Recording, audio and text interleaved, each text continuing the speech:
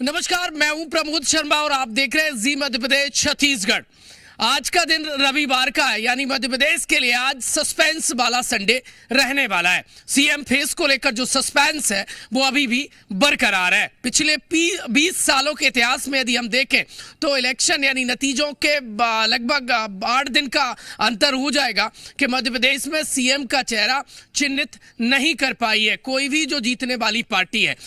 यदि 2003 की बात करें, इसके बाद 8 की बात करें, 13 की बात करें, 18 और इसके बाद 20 और अब 23, सबसे लंबा वक्त खिंचता जा रहा है।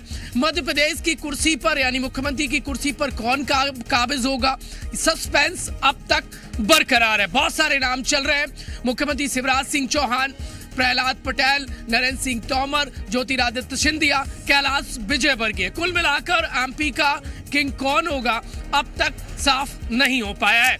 3 पर्यवेक्षक बीजेपी ने तय कर दिए हैं जो कल सोमवार को भोपाल आएंगे और विधायक दल की बैठक में शामिल होंगे।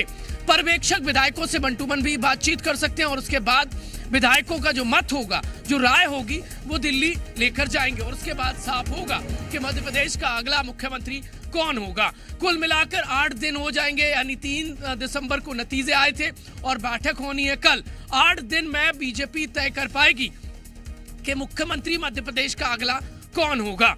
कुल मिलाकर सस्पेंस जो है वो अब तक बरकरार है और मध्य प्रदेश में भले ही देखिए जो मौसम है वो साफ हो गया है, लेकिन सस्पेंस वाला मौसम अब तक खत्म नहीं हो रहा है और बहुत सारी चर्चाओं का दौर चल रहा है, कयासबाजी चल रहा है और बहुत सारी सोशल मीडिया पर जो पोस्ट है वो इस वक्त हाई बनी हुई है। भले आज छुट्टी का दिन है, लेकिन सस्पेंस जो है मुख्यमंत्री की कुर्सी को लेकर हाई बना हुआ है। सियासी बयान ऐसे आ रहे हैं जो बवाल काटते मध्य प्रदेश की सियासत में नजर आ रहे हैं। सबके अपने अपने अलग अलग प्रेडिक्शन है। कोई कह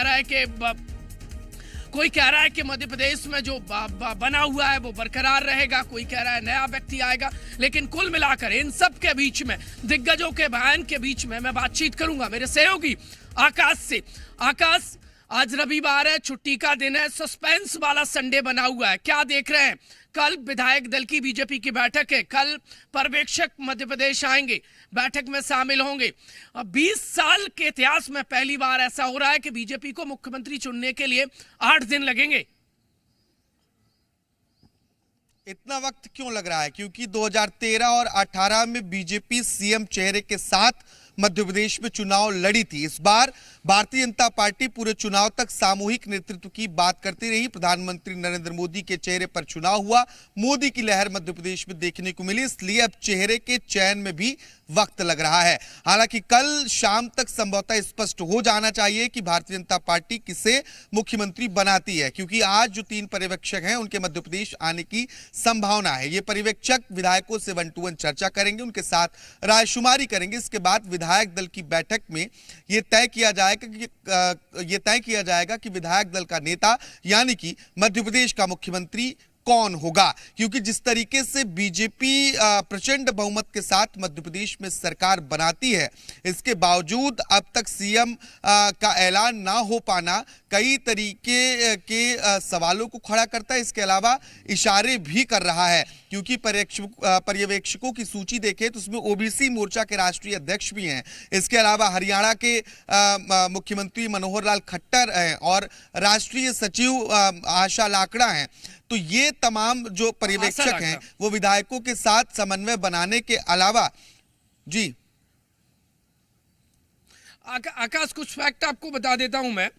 पिछले 20 सालों में पहली बार मुख्यमंत्री चुनने के लिए 8 दिन लग रहे हैं।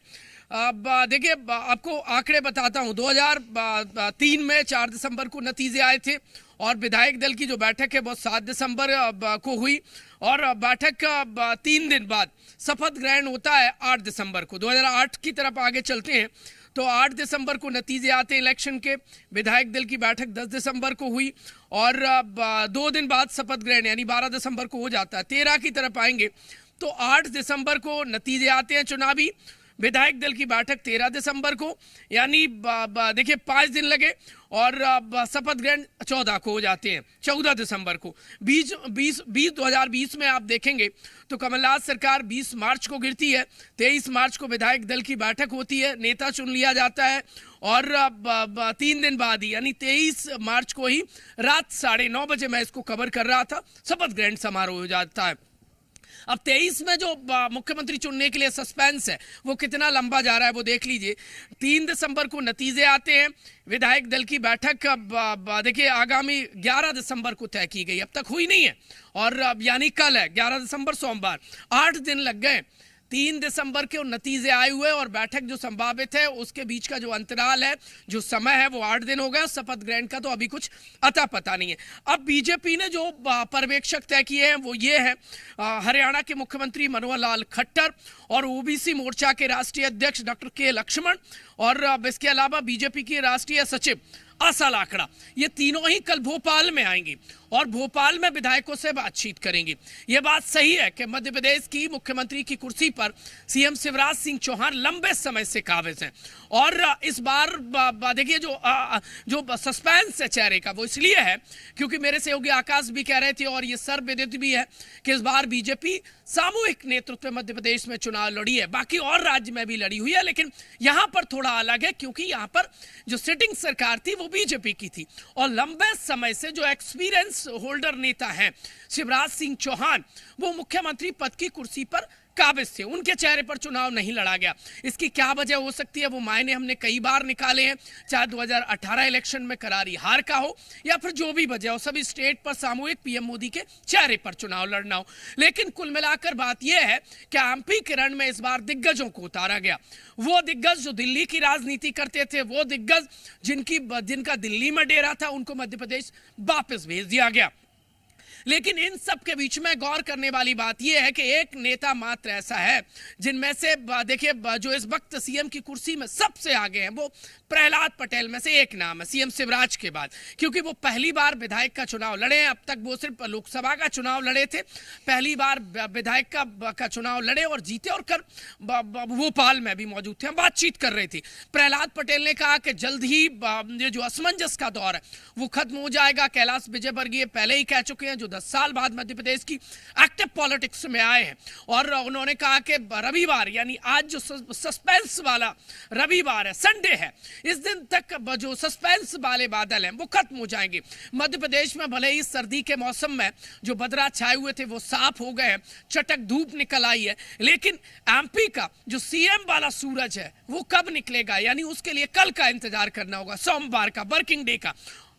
और तो कल सब कुछ साफ हो चलेगा। आकाश, सवाल यह है कि एक तो ओबीसी राष्ट्रीय अध्यक्ष का पर्यवेक्षक बनाया जाना, और मुझे याद आ रहा है कि जब मनोहर लाल खट्टर, दूसरा ये भी समीकरण, जब मनोहर लाल खट्टर के नाम का संभवतः चयन हुआ था हरियाणा के लिए, तब मध्य प्रदेश के ही एक नेता पर्यवेक्षक बनाकर भेजे गए थे।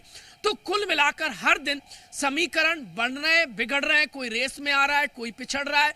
लेकिन कल की सोशल मीडिया की 4 तस्वीरें आपने देखी हुई, क्या लग रहा है आपको एमपी की मुख्यमंत्री की कुर्सी की रेस में कौन आगे पीछे होता नजर आ रहा है?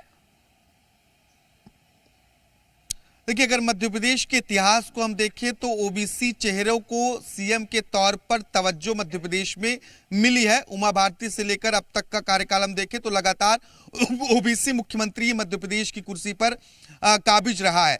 और प्रहलाद पटेल का नाम इसलिए भी आगे कहा जा रहा है क्योंकि ओबीसी के बड़े चेहरे हैं। इसके अलावा संघ और संगठन की पसंद भी प्रहलाद पटेल माने जाते हैं। हालांकि अभी भी सबसे जो आगे मुख्यमंत्री की दौड़ में वो शिवराज सिंह चौहान ही कहे जाएंगे। मध्य प्रदेश में मोदी की लहर के साथ शिवराज की योजनाओं का इम्पैक्ट रहा है, और जिस तरीके से टिकट बंटवारा हुआ उसके बाद से कयास ये लगाया।